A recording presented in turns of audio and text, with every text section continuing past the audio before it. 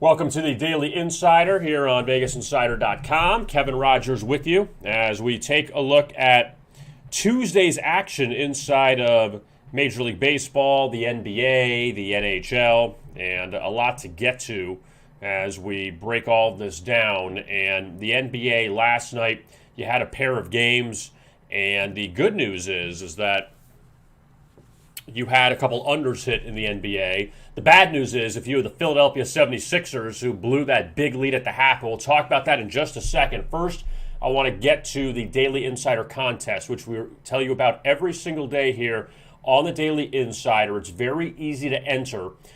In the comments section below, all you have to do is put your Vegas Insider user ID along with your best bet for the day. And the best bet's got to be a winner. It cannot be a live bet. It's got to come before the game. It can be a player prop bet. It can be a side, a total. It could be a first 5-inning bet in baseball. It could be a first quarter play in the NBA. So you have a lot of choices. Just can't be a live bet. And if you win your best bet, you will be in the drawing to win a handicapper's week's worth of picks. One handicapper, their week's worth of picks on VegasInsider.com. And we will reach out to you, and you will have the handicapper of your choosing for 1 week, which is a $100 value. You get it for free. And all you got to do is put in the comments section below your Vegas Insider user ID along with your best bet for the day, and you'll be eligible to win that prize. Now, if you do not have a Vegas Insider user ID, just go to the big yellow register box in the upper right-hand corner and click on that, and then go to free membership, click on register now, and again, it's free. Fill out or create a user ID and password, email address, your first and last name so the marketing team can get in touch with you, and you'll be all set. So simple as that, and have a little bit of fun too as well.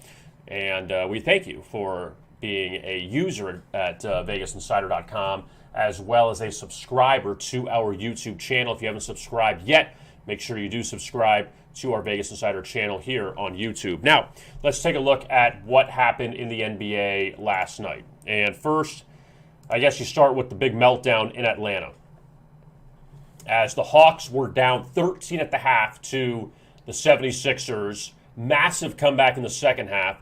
And this game on an under pace after one, and then it jumped up after a big second quarter. But then when the 76ers scored 38 points in the second half, pretty much salted away the under in that game. Now, obviously the big story of last night's game between Philadelphia and Atlanta, besides the Hawks evening up the series at 2 games apiece, that Joel Embiid was 4 of 20 from the floor.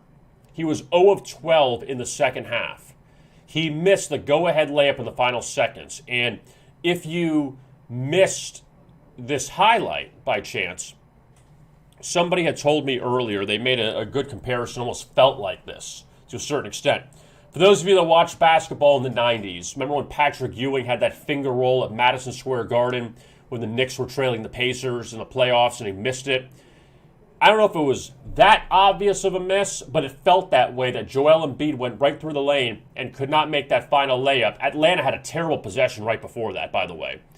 And then Philadelphia, you would have thought, would have taken the lead there and gone up 3-1. Instead now, Embiid misses the layup.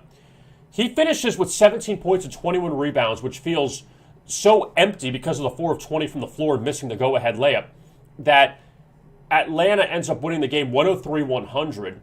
They cash as 3-point underdogs. They went outright.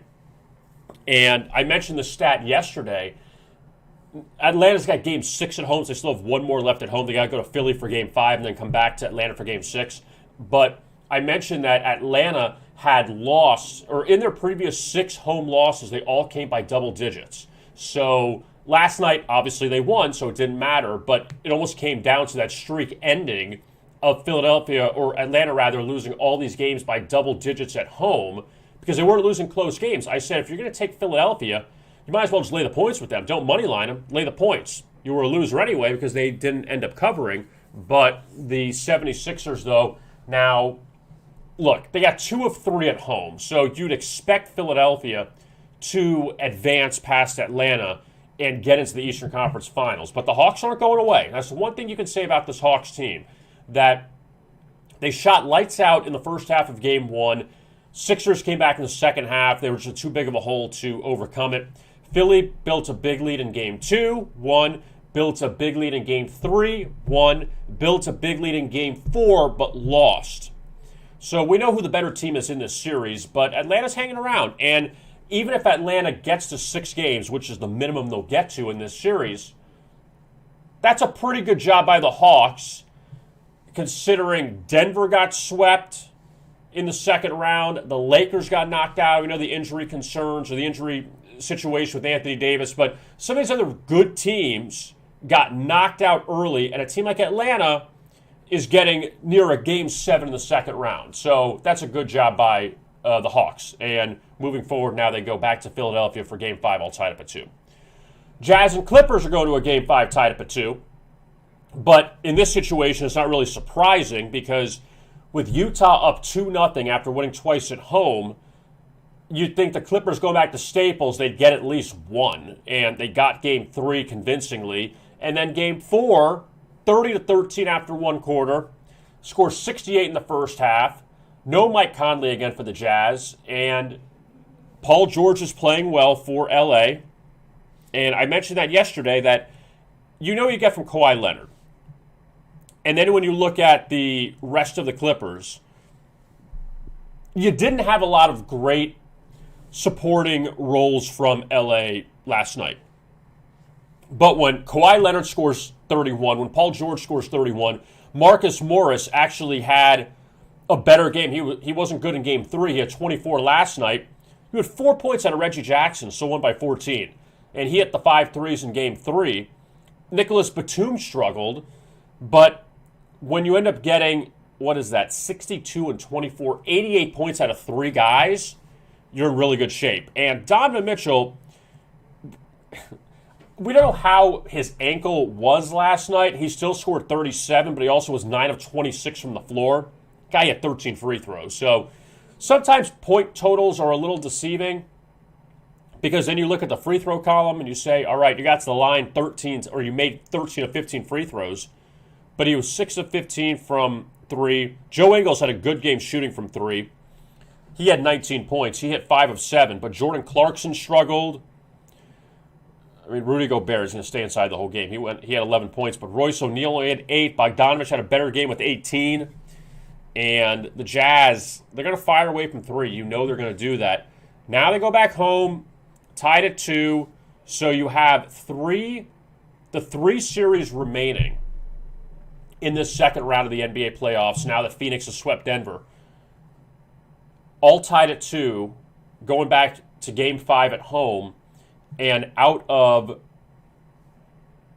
when you look at the 3 of them, Philly, Utah, and Brooklyn all losing Game 4 on the road. So now we'll see what they do back in the bounce-back spot in Game 5. And that transitions us to now this game this evening, the only game, because now Milwaukee-Brooklyn's going to be kind of standalone for the next few games since the Phoenix-Denver series is done. Milwaukee's laying 4.5 against Brooklyn in Game 5 tonight at Barclays Center. And the Nets, they are without Kyrie Irving. James Harden, according to Adrian Wojnarowski of ESPN, got upgraded from out to doubtful. And I guess the idea is Harden's going to test his hamstring out before the game. He's missed basically the entire series, played the first minute of the first game before aggravating that hamstring that kept him out for a while earlier in the season. So this has been just a wacky series between Milwaukee and Brooklyn. We've seen the underdog cover in each of the last 3 games. Brooklyn rolled in Game 1 as a favorite. Brooklyn was a dog in Game 2 and won outright. Brooklyn dug themselves a big hole in Game 3 against Milwaukee. They came back, took the lead late, but the Bucks ended up winning. Nets got the cover.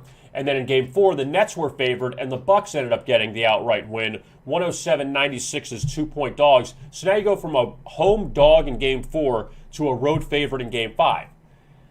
I just don't trust Milwaukee in this spot. I'm not saying I trust Brooklyn necessarily. I like them, but it's more of I don't trust Milwaukee. Because They have not shot better than 45% from the floor in any game in this series. They have not been good from three-point range, but they took advantage of Brooklyn's poor shooting and also Kyrie getting hurt in Game 4 in the first half. Kevin Durant didn't score in the fourth quarter of Game 4. Brooklyn can only do so much with what is around Kevin Durant now. When he doesn't have two superstars around him, it's going to be a lot different, obviously. But now we're trusting the Bucks in this spot. Big game for Giannis and all the other supporting members of that Bucks team. When you look at Chris Middleton, who hasn't had a great series, Drew Holiday, not great. These guys have not shot the ball well, but Brooklyn has struggled from the floor in the last two games.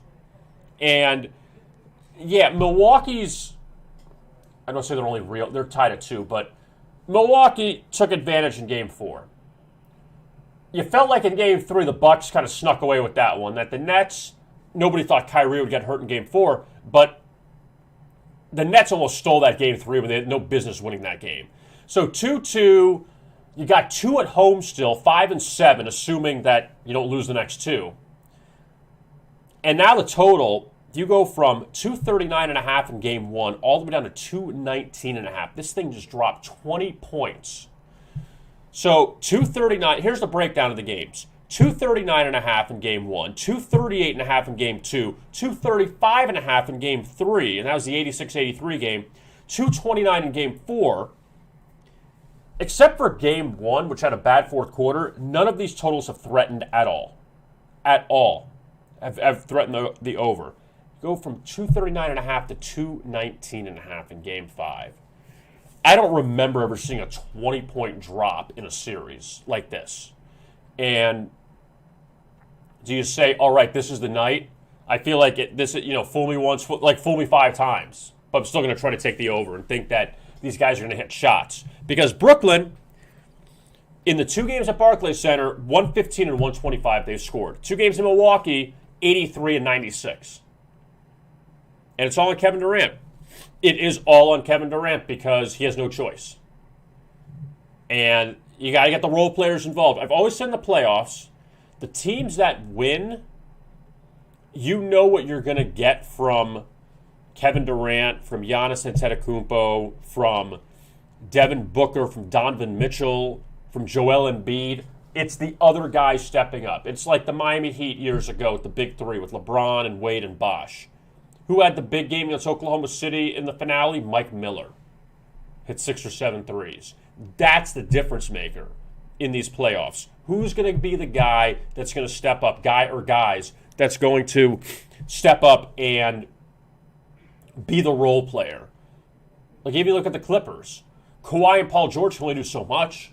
They're going to put up their numbers. If they don't put up their numbers, then they're in trouble. But if Kevin Durant scores 36 points tonight, the Nets still need 70-something points from everyone else. So that's what we got tonight. Milwaukee, Brooklyn in the NBA. And then you got the 2 games tomorrow. Sixers, Hawks, Game 5 in Philly. Jazz and the Clippers back to Salt Lake City, Game 5 of that series. Now let's take a look at Major League Baseball. And going back, actually, we'll look ahead to today.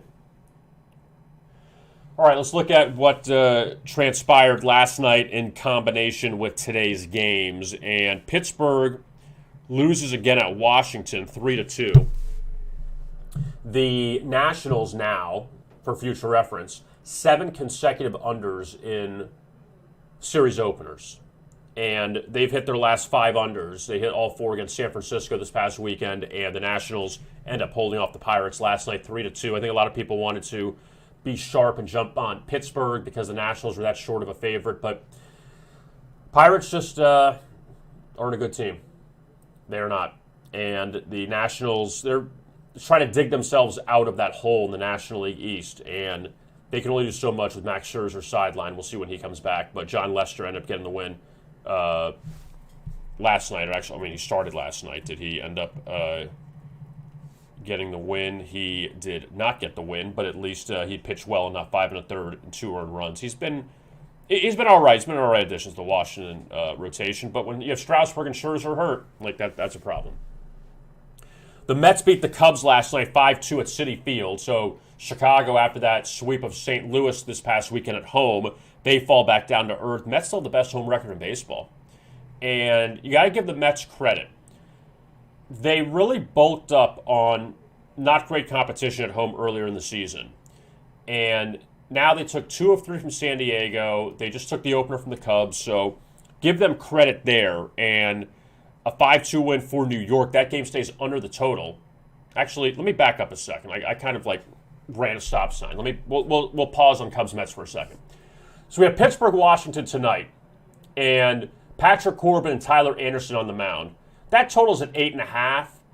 You kind of wonder if the bats are going to break out tonight. Pittsburgh, 4 straight overs in road game 2s of a series. So after a bit of a slow start in game 1s, they've had a nice job in game 2s of late on the road. And Tyler Anderson, the former Giant and Rocky lefty, had a really good start to the season. He's kind of tailed off a little bit. He had a good start against the Dodgers his last time out. Patrick Corbin's been shaky all year. Maybe have an over in that one. So, all right, I mentioned that. Now let's look at Cubs Mets for tonight. Taijuan Walker and Alec Mills on the mound. And Alec Mills, same Alec Mills who threw a no-hitter for the Cubs a few seasons ago. But you have an 8.5 total in this game this evening, and the Mets, again, with that 18-6 record at home, and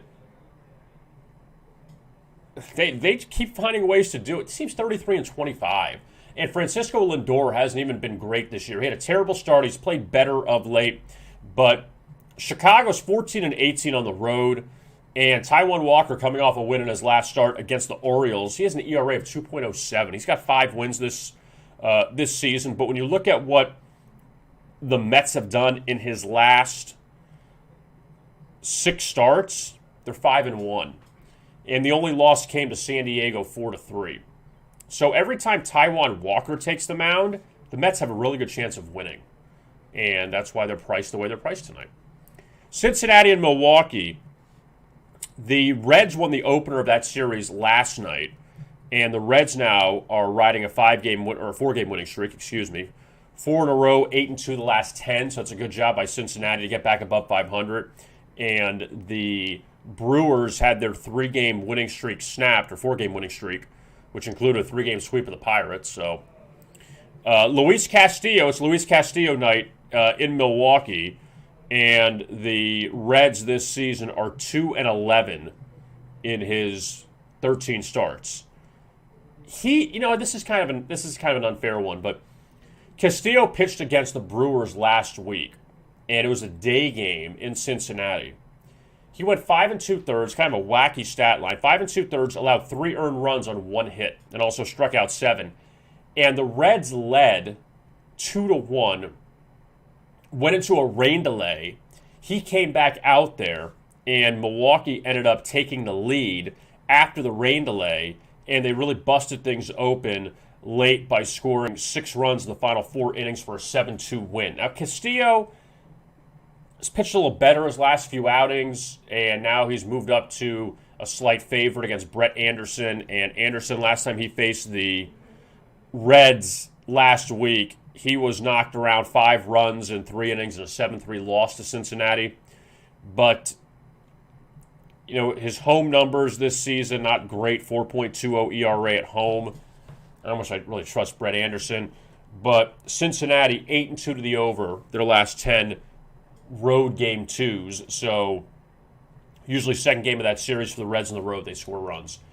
The Cardinals and the Marlins continue their series in St. Louis.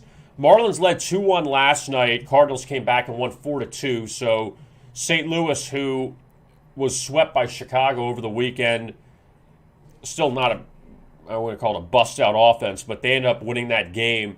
And the Cardinals have had a lot of problems. They were 2-10 in their previous 12 games before last night's win, and Adam Wainwright was on the mound for that one. The Marlins, they continue to have a lot of struggles on the road. They're now 13-23 on the road, and they ended up, what is that now? 2, 4, 6, 7, 8. They're 1-9. Let's see if I got my numbers right. 1-9 since the end of May on the road. So that's not good, and the only win they got was at Pittsburgh, which, again, nobody's writing home about that. So you have this evening Trevor Rogers going for the Marlins, and he's actually been the best pitcher for the Marlins this season. 7-3 record, 2.02 ERA, and he's coming off now 7 straight starts allowing 2 earned runs or less. Now, he's coming off a pair of overs his last 2 outings, but you're going to get low totals on him because he's pitched really well. And for the Cardinals, Kwang Hyun Kim, he is back on the mound for St. Louis. He's had some struggles this season. He was good last year. He had a 3-0 record ERA of 1.62. This year, 4.05 ERA. And he's allowed 3 earned runs or more in 3 straight starts, making his first start since June 4th. Cardinals favored here. Money's coming on St. Louis a bit, but, I mean, the Marlins have been bad on the road. Trevor Rogers has been their best pitcher. Kim struggled. There's a lot going on in that game. San Diego and Colorado. We talked about it yesterday with Austin Gomber, and you know what? The Colorado Rockies are not going to the playoffs, obviously.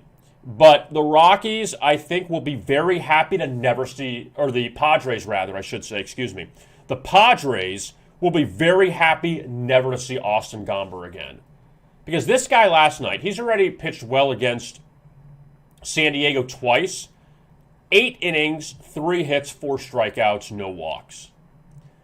So in 3 outings this season, just to review what this guy has done against the San Diego Padres, against a really good lineup. I mean, they've struggled on the road.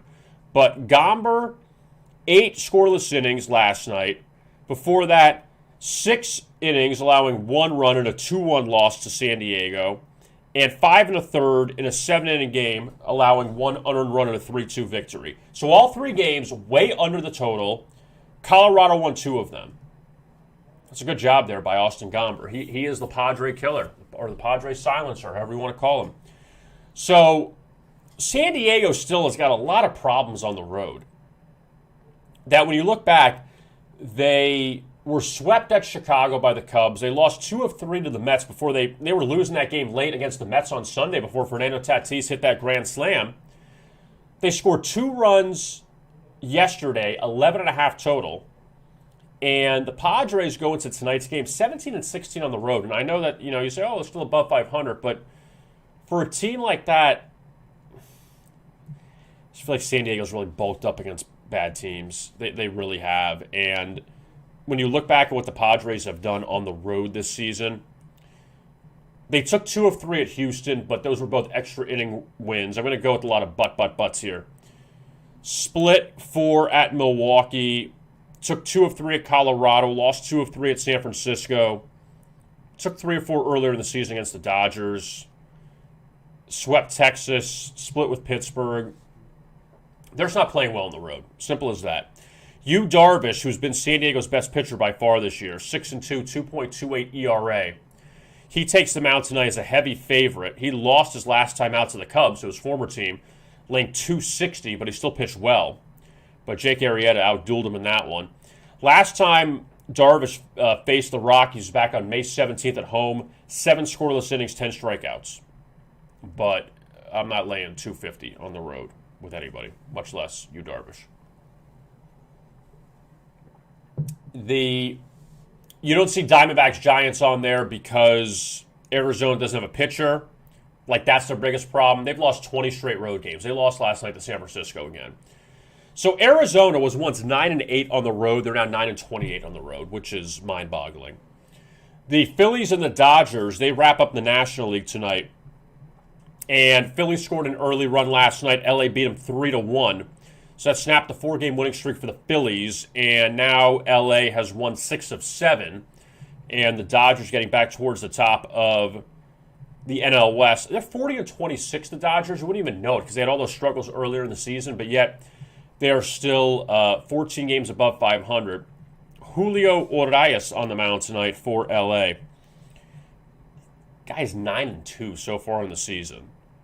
9-2 in 13 starts. And when you go back to last year, 12-2, that's a everyone talks about Clayton Kershaw and Trevor Bauer and Walker Buehler and how loaded that Dodgers rotation is. But when Julio Urias takes the mound, they're pretty good.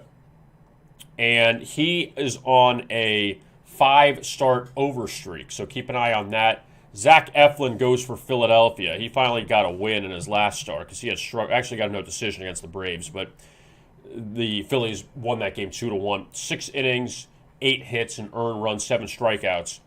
But before that, the Phillies had lost, or he lost his last 4 starts, and he didn't really pitch well in a lot of those. And on the road, the Phillies have lost his last 3 starts. So keep an eye on that. Obviously, Dodgers are a heavy favorite there. American League, Yankees and Blue Jays. Toronto lost on a walk-off to Boston last night, but Vlad Guerrero Jr. hit another home run. That tied it in the ninth before Boston hit the walk-off in the bottom of the ninth.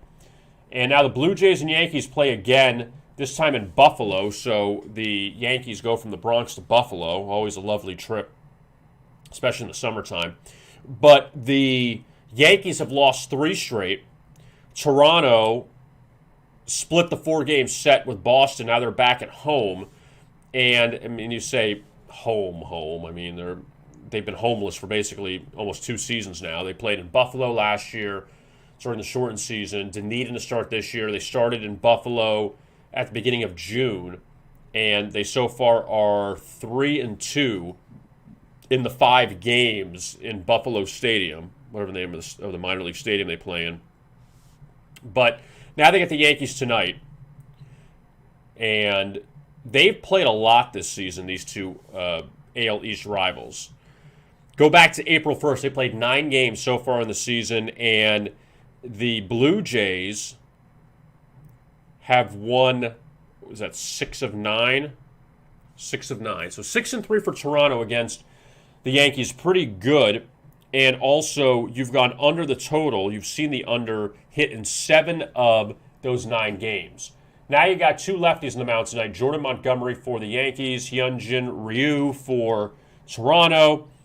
And so far, the Blue Jays have beaten the Yankees twice when Ryu is on the mound. So keep an eye on that going into this matchup. Blue Jays, though, 0-2 in Ryu's last 2 starts. He's allowed 10 runs, 9 of them earned his last 2 outings against Chicago and Houston, 2 division leaders in the American League. And now you get the Yankees. So the 2 starts against the Yankees, 1 unearned run in 6 2/3 innings back in early April, and then the opening day game in which they beat the Yankees, 5 1/3, 4 hits, 2 earned runs. So Ryu's pitched well against Toronto so far, or against the Yankees, excuse me. He's pitched well against them twice this season. Jordan Montgomery has actually been, I'm not going to call him the saving grace of this Yankees rotation, but they've won 6 of his last 7 starts. So it's a really good job there by Jordan Montgomery after, I don't want to say he's pitched all right, but the problem is he's allowed 3 earned runs in 3 straight starts. So keep an eye on that. The Yankees have to get runs. I know that sounds very easy to say, but New York was shut out their last game against Aaron Nola and the Phillies. Before that, they came back from a 7-0 deficit to tie the Phillies at 7, and they lost 8-7. But before the shutout, they scored 7, 5, 9, 8, 5. I'm not a Yankee fan, but what a frustrating team to follow. Baltimore and Cleveland, they continue their series tonight up in Cleveland, and Cal Quantrill, that's right, Cal Quantrill and Matt Harvey on the mound.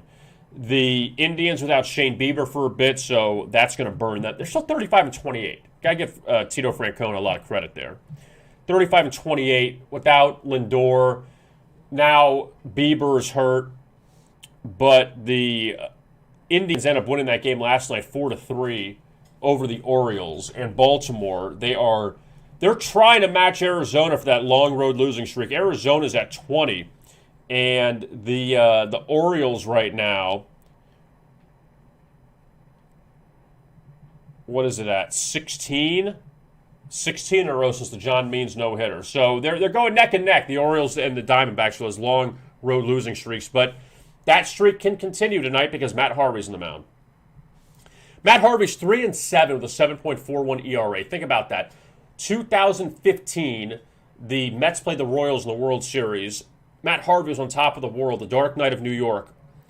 And he was 13-8 that season. He has not won more than 7 games in a season since then, which is remarkable. Like, that's what a fall from grace for a guy that was supposed to be the next Tom Seaver in New York.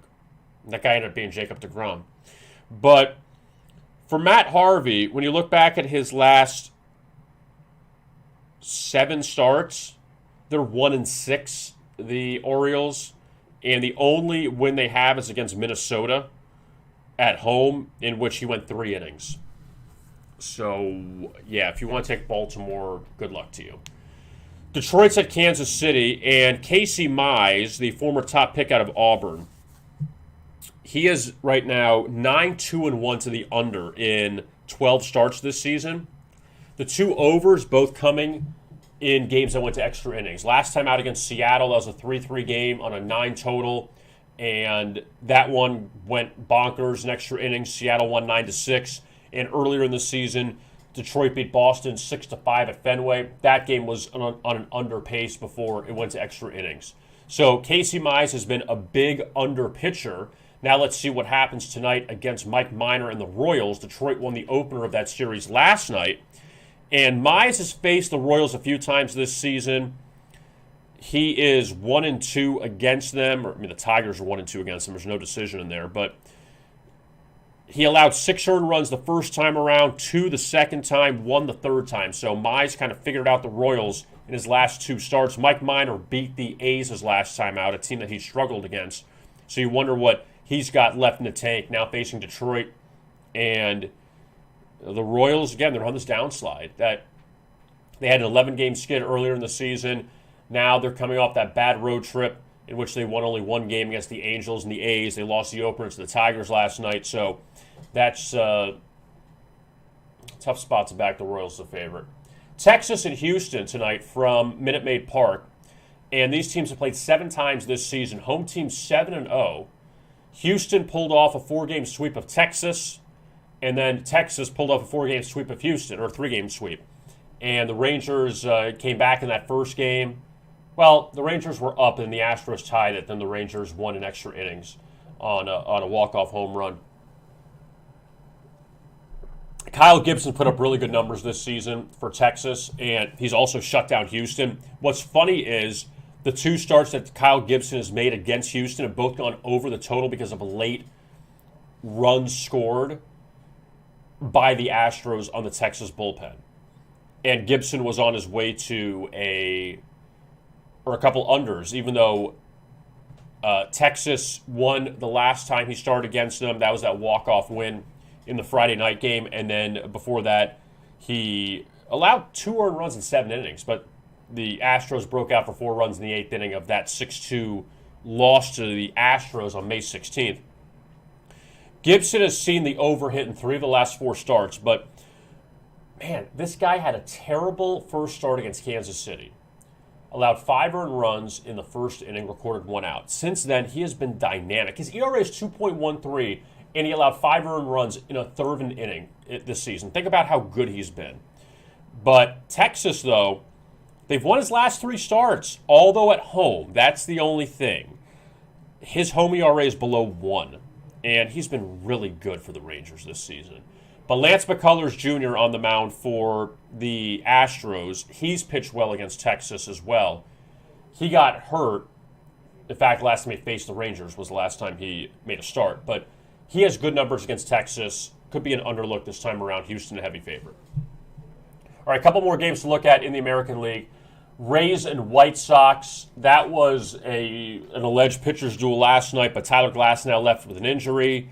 Lance Lynn gave up a few home runs for the White Sox. Tampa Bay beat Chicago 5-2, and that total was at 7.5, depending on where you got it. That was a 3-2 game early, and only 2 runs scored the rest of the way. Chicago's offense just beat up right now. And tonight, it's a pair of lefties on the mound, Dallas Keuchel and Shane McClanahan, right? No. McClanahan. Like Rue McClanahan from the Golden Girls. I always messed up his name. I think I call him McClanahan. Anyway, so McClanahan, if I just read his name, I get it right. He's so far this season for the Rays. He had a good start. He's kind of tailed off a little. He's been up and down. 7 earned runs allowed the last 2 starts for him. Rays lost both those games to the Yankees and Nationals. And he's got an ERA of 4.41 on the road. Dallas Keuchel for Chicago, the former Cy Young winner, 5-1 on the season, but his ERA at 4.14. And the White Sox have won 5 of his past 6 starts. He's pitching better of late. 2 earned runs allowed his last time out against Toronto. The White Sox have won his last 4 starts at home. So that's something to watch out for. Even though, I mean, Keuchel's numbers, the ERA numbers aren't great, but Chicago keeps winning these games. And again, Chicago is great against lefties for the most part, but at home, they've had a lot of problems scoring runs against lefties. And the White Sox, if you go back to what they've done over the last at home, it's up to 2. I just want to get the number right. 2, 3, 4, 5, 6, 7, 8. Right? 8 consecutive games at home, the White Sox have gone under the total when facing a left-handed starter. So we'll see if that happens again, and their lineup speed up. So that see if that trend stays alive tonight. Couple interesting trends here in this game between the Angels and the A's. And Oakland snapped LA's winning streak last night. I mean, the Angels finally played a good team. That's why they lost. But that's unfair because Joe Maddon's done a good job considering Mike Trout's been out for a while. Andrew Heaney has looked good his last few starts for the Angels. He beat the Giants a few starts ago, and before that, Heaney beat the Royals. Andrew Heaney is riding a 9-start over streak. So we'll see if that stays going tonight against Oakland. For the A's, a couple numbers here I wrote down. They are 8-3 to the under their last 11 home game 2s. And Frankie Montez, 4-0 to the under his last 4 home starts. The A's in those games have scored 1-0, 2-1. So Montez does not get a lot of run support at home of late for Oakland. His last time he started against the Angels, they lost 4-0. And Montez allowed 4 runs in the 5th. That whole thing started because there was an error on a throw home in which the runner was dead to rights, but the throw went past the catcher, and that kind of started a tailspin for a bad inning for Montez. And he's pitched well, though, against the Angels, so don't get fooled by that. And Oakland comes into this one. They've won 4 straight. They've won 6 of 7. And Oakland, when you look at this run they're on now, I really don't want to disrespect the A's. Going back since May 20th when they faced the Astros, here are the opponents for Oakland. Or here are the results and who they played. Oakland took 2 of 3 from the Angels, lost 2 of 3 to Seattle, split a 4-game set with the Angels, took 2 of 3 at Seattle, took 2 of 3 at Colorado, took 2 from Arizona, beat Kansas City 3 of 4, and then just beat the Angels. Who have they beaten? Oakland hasn't played anybody good since May 20th. It's been nearly a month, and they haven't been good. So, they haven't played good opponents. They've been very good. They're 41-27. They're first place. But the A's, though, that's something to keep an eye on. And I love saying that term. I don't care when I keep saying it. So the Minnesota Twins, they blew a 3-1 lead last night at Seattle. Kenta Maeda just has bad luck this season. 3-1 lead, Twins can't hold it, Seattle comes back. So Seattle beat Cleveland Sunday, and they end up winning this game last night, and they're 33-35. And Minnesota's in the dumps. So it's J.A. Happ on the mound tonight for Minnesota, and we'll see if he gets another over. What is he at now? J.A. Happ, his last 8 starts he's gone over. That's amazing. And he's allowing 4, 5, 2, 4, 6, 9, just getting lit up. And he goes against Chris Flexen, who actually has been one of the most profitable starters in all of baseball this year. flexing when you look back at what he's done for Seattle, the former New York Met. And they've only lost Seattle 3 of his starts this year. He's been really good. He's been good enough, I guess, to say, because it's been up and down. But he got knocked around by the Padres. He got knocked around by, actually, last time he faced the Twins in Minnesota. That was a comeback win for the Mariners. Plus 165 underdog back on April 11th. Allowed 5 runs in 5 innings, but Seattle came back and won 8-6. So now Seattle's a much shorter dog tonight. Boston and Atlanta wraps up the night in Major League Baseball, and that's the only interleague series we'll have over the next few days. The Red Sox and Braves just played at Fenway Park, and they split a 2-game series. So Atlanta won the first game 3-1, Boston won the second game 9-5. Now the Red Sox off that walk-off win over Toronto last night, and the Red Sox, they're 3-4 the last 7. Really nothing that special. But also Atlanta, they just snapped a 4-game skid by beating Miami on Sunday. So the Braves aren't that hot either. And Tucker Davidson on the mound for the Braves. He's making his 4th start. He hasn't allowed a run in his last 2 starts for the Braves. So that very interesting. He's 3-0 to the under so far this season. Meanwhile, for Boston, Eduardo Rodriguez goes for the Red Sox. And Rodriguez, he started the season and he was all right, and he just kind of fell apart. First 4 starts, Boston was 4-0, and since then, they've won his last 2 starts against the Yankees and Astros, but he's allowed 6-3, 6-4, 5-4. He just hasn't been good. 4 straight overs for the Red Sox and Rodriguez's last 4 starts. So that is the long-winded look at Major League Baseball. So happens we break down every game. It's a lot. NHL, let's take a look at that very quickly. We'll get to Islanders Lightning in a second. Vegas beats Montreal last night 4-1. We knew this would be a mismatch. Vegas laying 270. Just lay the puck line in these games. That's almost what you feel should happen. Vegas is the favorite to win the Stanley Cup after knocking out Colorado, and this is just a foregone conclusion that Vegas will be in the Stanley Cup for the second time in their long franchise history. The game tonight, Islanders and the Lightning, and New York won the first game 2-1, so now game 2 again in Tampa. Yeah, I want to say that the pressure would be on the Lightning down 2-0 if they lose tonight, but I can't go there because I am not afraid of the Lightning going to New York being down 2-0. They could easily tie that series at 2. And this is the first time in 3 series that the Lightning have started off with home ice advantage. They did not have home ice against Florida. They did not have home ice against Carolina. And they won the first 2 games in each of those series. So that's where it really, I don't want to say if you think you missed out on a situation possibly on Sunday, but keep an eye on that the Lightning were used to starting these series on the road. Now they start at home, and the Islanders are a good team. I don't want to take anything away from them. Barry Trotz is fantastic. And that total at 5.5 going into tonight's game at Amalie Arena in Tampa. Want to remind you once again about, well, I'll tell you in a second about the Daily Insider Contest. Remember, you can get all your Euro 2020 predictions at VegasInsider.com from Toby Mac Stone Smith. That continues. U.S. Open coming up this weekend as well.